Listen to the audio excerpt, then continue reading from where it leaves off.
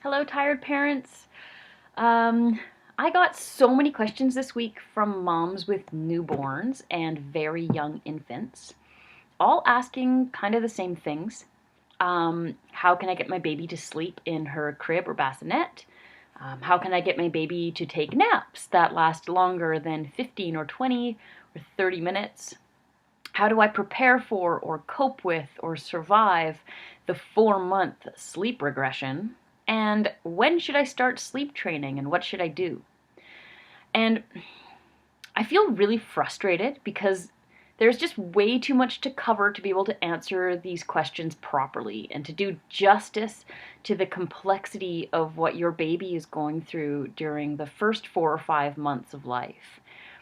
I want to tell you about how fetuses sleep and how that translates into newborn sleep, and how newborn sleep develops into young infant sleep. I want to talk about the neurological and biological developments that take place during this time because they're truly astounding. And when you understand them, you're going to be much better equipped to proactively manage your baby's sleep so that you might be able to avoid sleep training altogether. I want to talk to you about crib acclimation, which is when you get your baby used to their crib. I want to talk about the benefits and the drawbacks of swaddling and how to use white noise and how to use and eliminate soothers and how to promote longer naps and how to get through the 4-month sleep regression with a baby who sleeps better on the other side and not worse as what happens with many families. But again, I can't hear because I'd end up making a 4-hour video that no one would watch, and I only have about 5 minutes. So I'm going to tell you this. Babies are born knowing how to sleep, and that's because fetuses sleep a lot. And the biggest difference between a fetus and a newborn is that the newborn is not inside your body. The womb, which is a climate-controlled environment with a steady stream of nutrition and constant white noise and gentle jiggly movements, is a far cry from the world of smells and sounds and sensation and hunger and terrible, terrible freedom that your newborn is suddenly in. In the womb, your baby is experiencing the ultimate of safety and security. It's fully packaged up and always next to mom. So it's no wonder that your newborn likes to sleep on you. And they have, when babies are born, they do not have a sense of their own bodies. They don't know where they start and where the world begins, or where they end and the world begins, or they don't really know the difference between them and mom, and they can't really control their movements at all because their nervous system is just too immature. They have a range of reflexes that can inhibit sleep, including the Moro reflex, which is when their arms flail outwards when you tip them backwards, and the suckling reflex, which, as mammals, is probably the most powerful survival reflex we have. Because if you think of, like, when a baby's suckling, it means they not only are they getting food, but it means that they're up against mom, and mom is life for a newborn. From a mammal perspective. Obviously, as humans, we've developed ways for newborns to survive without a breastfeeding mother, survive and thrive, but we're just talking evolution. What that suckling sensation means is this safety. Now, yes, that's the most powerful survival reflex we have, unless you count crying, which maybe isn't quite a reflex, but it's certainly a survival tool. No other baby in the animal kingdom can really make a racket the way that a human baby can. Most animals have evolved for their babies to be silent when mom or dad are away. You think of baby deer hiding silently in the bushes, or you think of baby birds who keep their bright red mouths shut and they silence their squawks until mom or dad are next to them and about to hork up a worm or whatever they're eating. Babies cry because they need something. And meeting your baby's needs is the single most important thing that you can do at this age. Newborns and young infants cannot be spoiled. But They can learn sleep habits that can cause you grief down the road.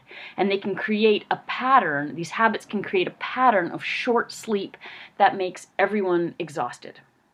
And when you're exhausted, you can't think. You can't make sense of information, and it's really hard to make solid plans for change. So, if you have a newborn and things aren't going smoothly, it's not your fault. Our society does not teach parents how to handle sleep. For most parents, the very first baby that they ever hold or touch or interact with in any way is their own baby, at home, alone. Most parents go into things full of expectations and ideals. I know I wanted to undo all the wrongs in the world with my little one.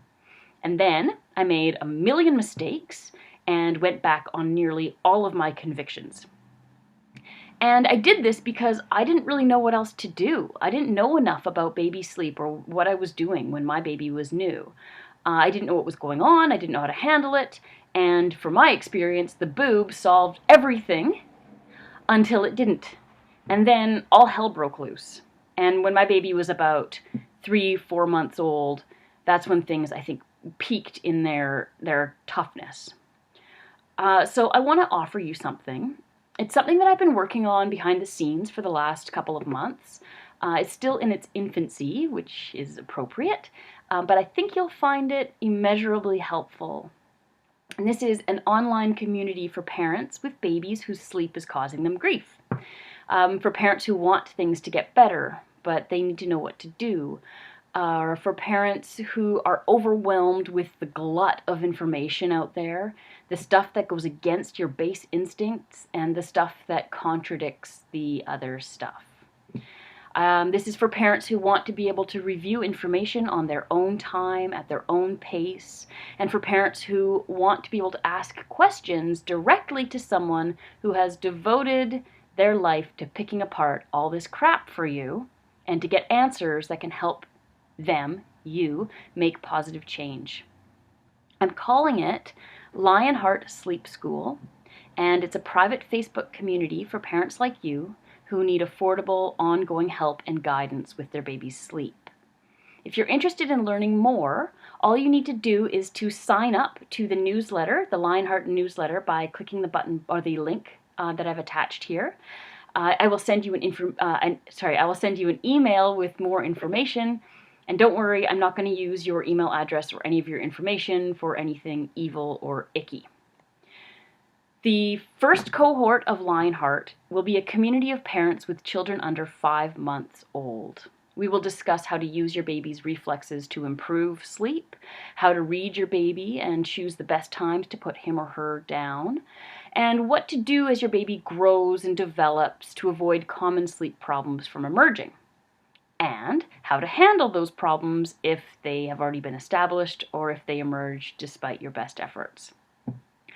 I will do a weekly live Q&A, and I'll provide a framework for building a plan that takes into consideration your baby, you, your family dynamics, your beliefs and ideals and philosophies, and your goals.